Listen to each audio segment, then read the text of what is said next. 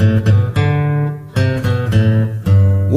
pirates, yes, they robbed by, sold into the merchant ships.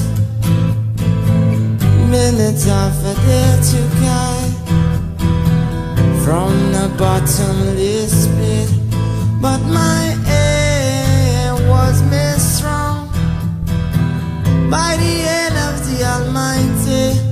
We forward in this generation triumphantly.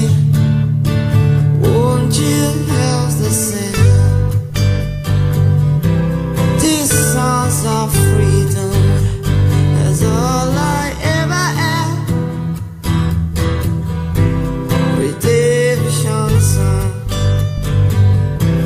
redemption song. Emancipate yourself from mental slavery. Now back to ourselves can free our mind. I've no fear for atomic energy, 'cause none of them can stop the time. Our love shall kill our prophets while we stand aside and look. Some say it's just a part of it. We've got to fulfill the book. Won't you else to sing these songs of freedom? That's all I ever had. Redemption song, redemption song, redemption song.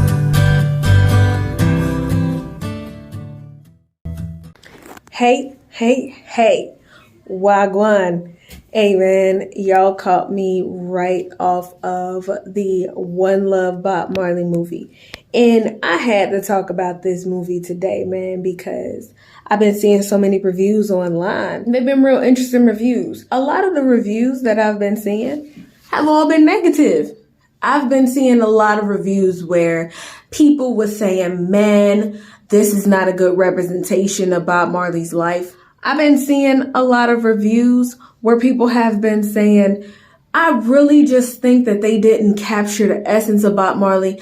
Mainly what I've been seeing is people saying, man, this is just a weak version of Bob Marley's story, or, you know, it was a whitewashed version of his story. I've also been seeing people saying that they've been seeing parts of Bob Marley's life that they didn't necessarily know about and that they didn't necessarily like.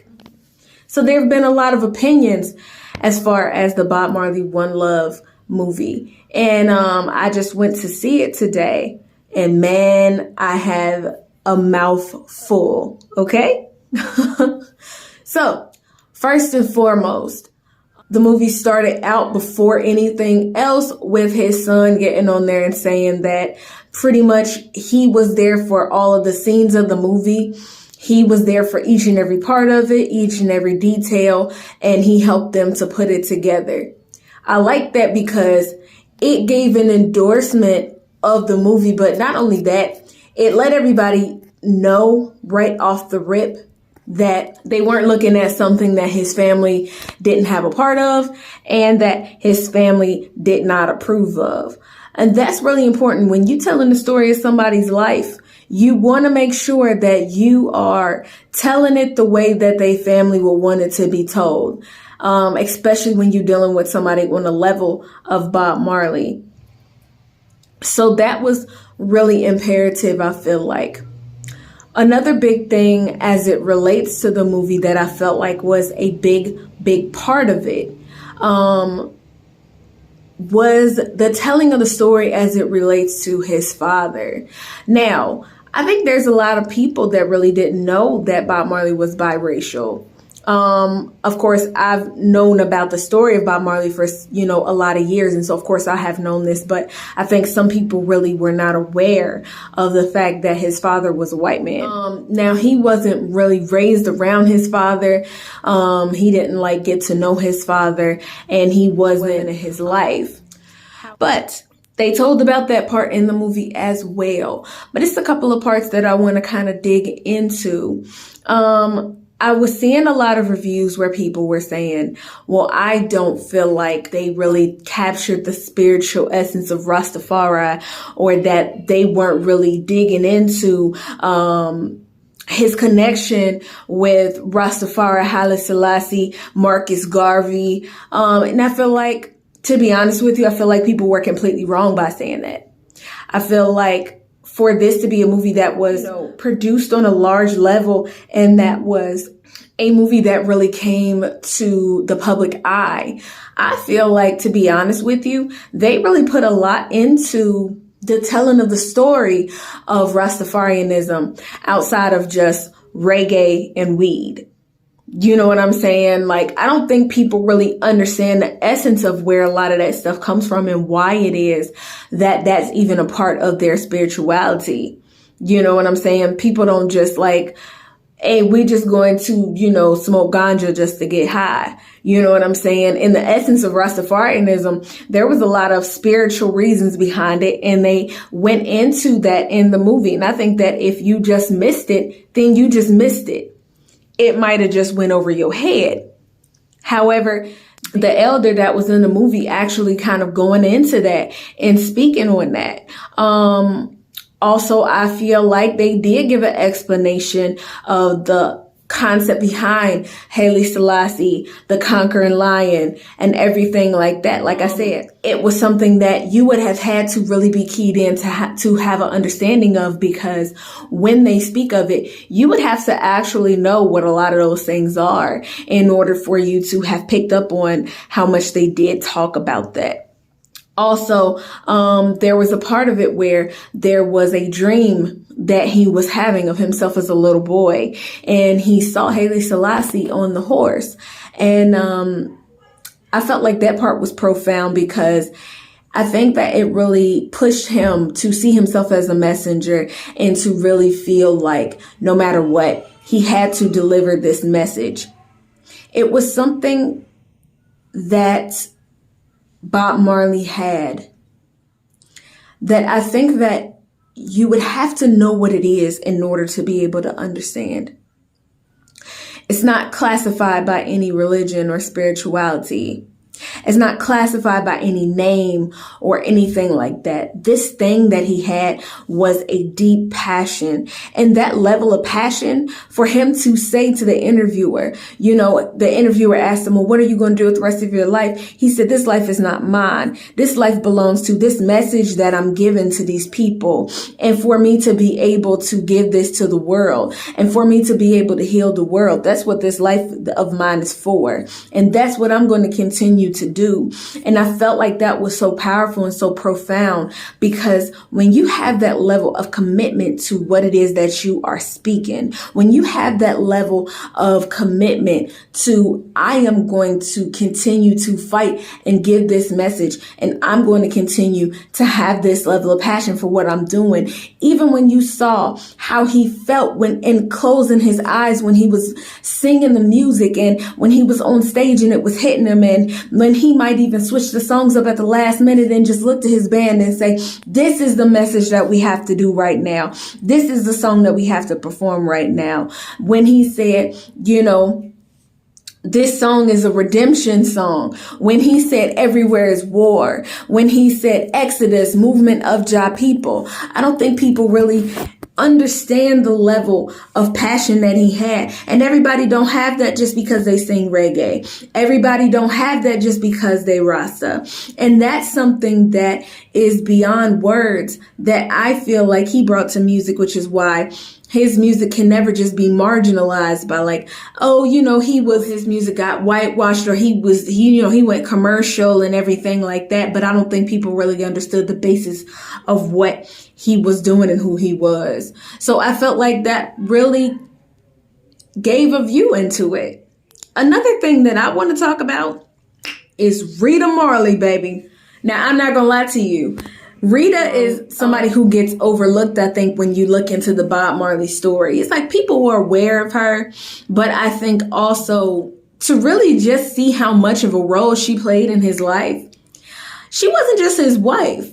she really was the basis of what he was doing. She really was his backbone, because in a lot of instances, she got frustrated with him. At the end of the day, she was a woman.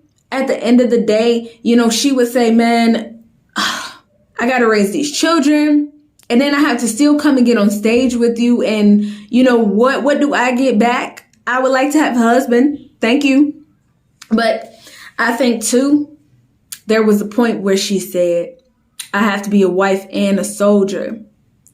And I think that it wasn't just because she didn't think that she could do anything else.